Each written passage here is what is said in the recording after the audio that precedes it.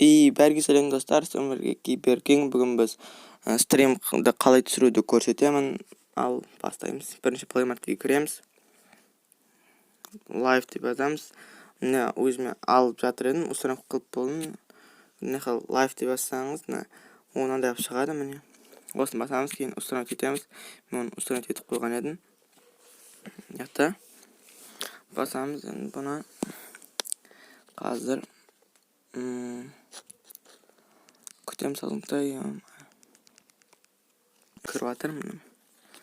Біздер любой нәрсені түсірсек болады. Facebook, Twitch деймін. Кейін солардан кәрі біздер YouTube'дан түсіретін болғаннан кейін YouTube'ты басамыз, стартты басамыз. Өзіміздің аккаунтымызды таңдаймыз. Қазір өз сағатын шеттен шығу керек. Міне live деп шықты неқта. Кейін біздер go-ды бассақ, әжелдің өзіңіздің атын қоясыз. Өзіңіздің стримнің атын қоясыз. Неқта кішкене шетте бұрын тұртты неқта сурет тұртты. Соқтан өзіміздің сурет таңдап қоямыз.